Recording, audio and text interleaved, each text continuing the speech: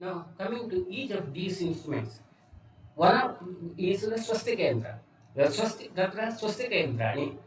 Word swastika is swastikam eva swastikam. Dakshinasya baho vame gamanam. Vamasya dakshine iti swastikata. An instrument which has a criss-crossing arm, and when that's the right side arm goes to the left and the left side goes to the right side. That means there is a fulcrum in the middle, and the fulcrum which combines these two arms, that's Masurakritivihi Kileihi Avabadhani. The instrument would have a kila or a fulcrum rivet which keeps the arms of the instrument together. Mule Ankushavata Avarta Varangani. At the base, there should be a area which is made convenient to hold the instrument. Now, in Sushruta period, it was like Angusha. Angusha is that instrument which is supposed to control the elephant. It would be somewhat a semicircular one. Now, in the present day situation, most of the instruments, when we use that grip, the handle, you will have circular ones. That depends upon the convenience. When you have circular grip, full circle, the ease would be you will be able to hold with the simple fingers, one finger.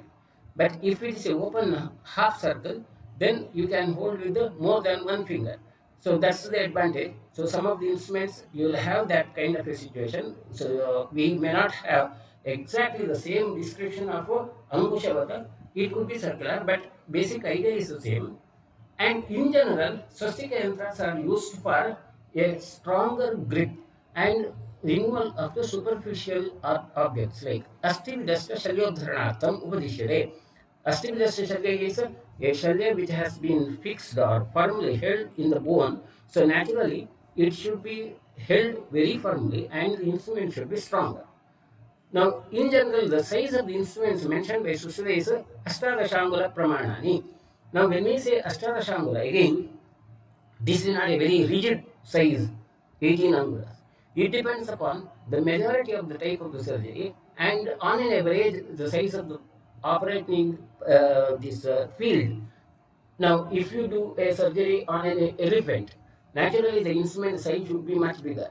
An instrument used for a surgery in the eyes cannot be used for the same which is used for the elephant. So the size would be optimum depending upon the area where you do the surgery, or maybe size of the body, a child, a pediatric surgical unit and a adult surgical unit, the size of the instruments would be different. Now, when Sushruta says Ashtadashangula, it doesn't mean that every surgery has to be done with only Ashtadashangula Pramana. It's about the common variety, maybe variety depending upon the variety of the patients whom at that time they used to treat quite frequently. The Ashtadashangula was considered as the optimum size. So it should not be rigidly felt as such. Now these swastika 24 yantras are again named as Simha, Vyaghra, Vrika, Tarakshu, Ruksha, Dvipi, Marjara, Shrugala, Mruga, Yervaruka. These are the different animals. Different wild animals, or maybe some of them could be domesticated. Then Kaka, Kanka, Kurara, Chasa, Bhasa, Shashaghati, Uruka, Chilli, Shena, Grudha, Krauncha, Bringaraja, Anjalikarna, Avabhanjana, Nandi Mukhamukhani.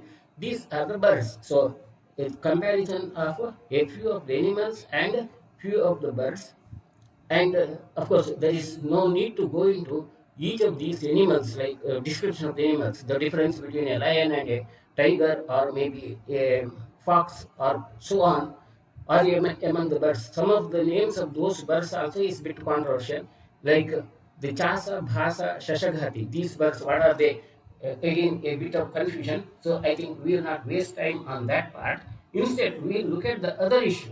The important issue in the swastika yantras, in the crisscrossing instruments, is comparing these dynamics as such. The dynamics of this instrument is based upon the principle of a second order lever.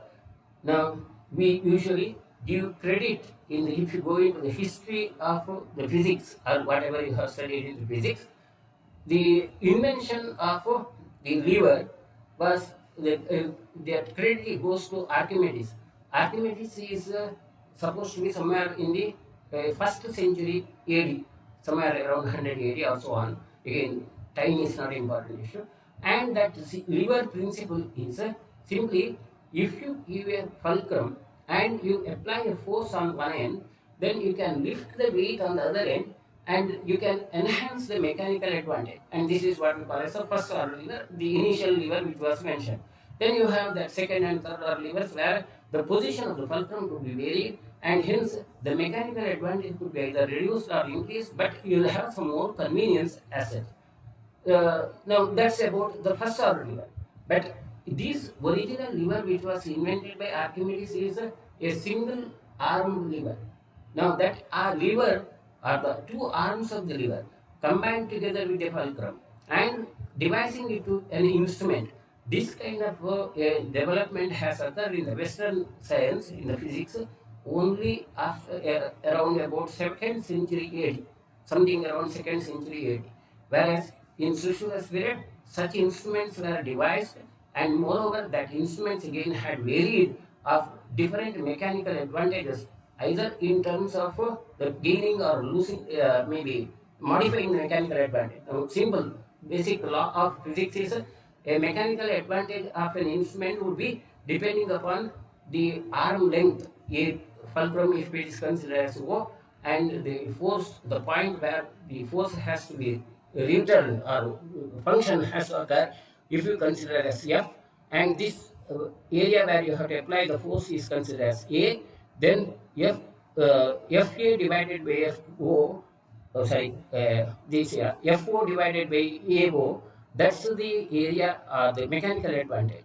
By increasing the length of the arm or on this side, the mechanical advantage could be raised, and that's what Archimedes has told, give me a space outside the world and I can lift the earth as earth. That's what she had claimed. Of course, that's the issue. So the only thing is, you need to have a fulcrum very close to the applied area. As we have in a dental forceps, it would be very close.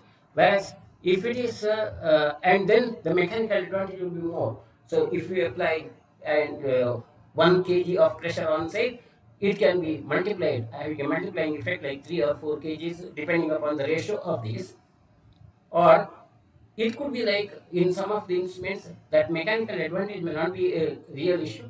As in case of a nasal forceps, it could be like the mechanical, and if you are removing only a small object, it's not the mechanical advantage which is important. Instead, what you need is a access to the longer area. So the arm on the other side of the fulcrum is enhanced, whereas arm on the handle side is lesser. In this case, there may not be a mechanical advantage. So if you are removing a small light object but at a distance, then the instrument is devised in such a way that the fulcrum is kept at a far off distance from the functioning end as such. Then, or it could be like curvature of the instrument.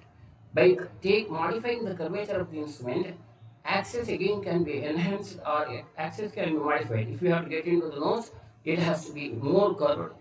Depending upon the area where you have to go in, the access, the curvature could be modified. So that's exactly what Sushruta has mentioned in terms of these issues, naming of these animals, Simha, Vyagra, Vruka, Tarakshu. These are all the names which suggest about these kinds of the modifications.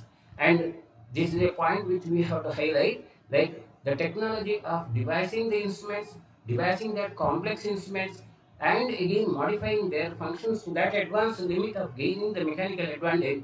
That kind of a practice existed in India much earlier, much earlier than any of the other contemporary civilizations anywhere in the world. And the history as it is recorded now, as it is publicized now, needs to be modified. Now, that's again the same issue which we have discussed again. The another part of that instrument would be the functioning end, the end where the tissue has to be held.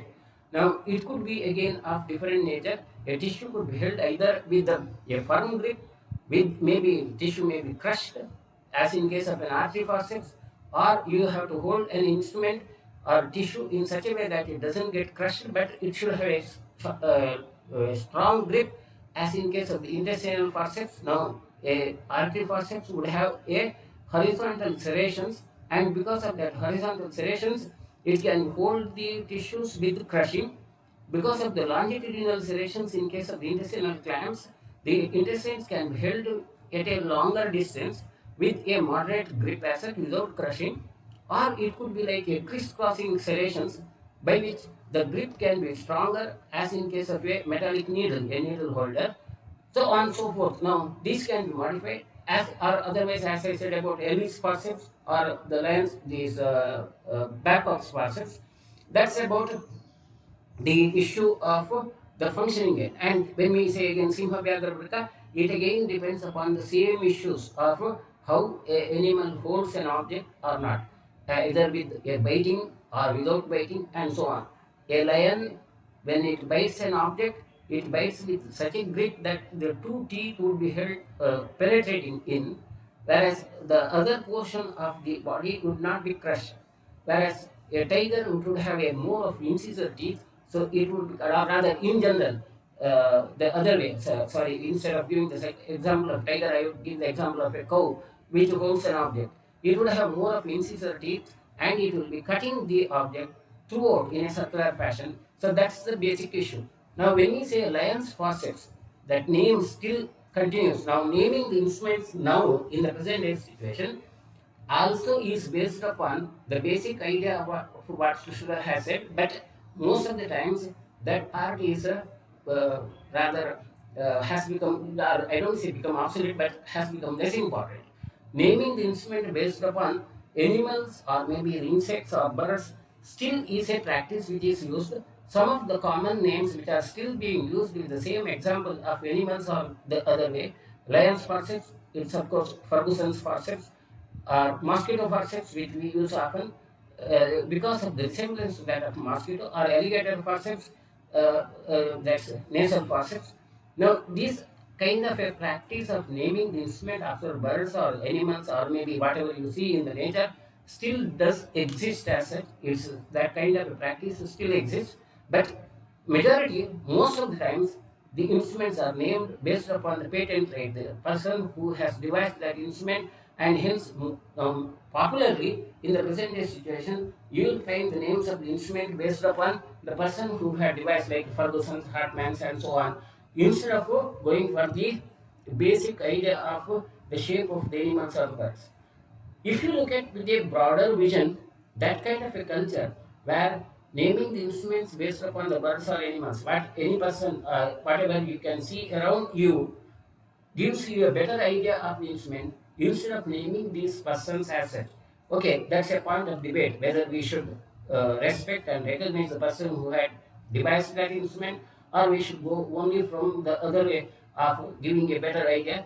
Point of debate. So I will not go into that part of the debate, but I would feel my view would be a better version would be if you can give a better idea of the shape and function of the instrument by naming the instrument on the birds or the animals or whatever you see in the nature asset. So that's one important point which you have to remember.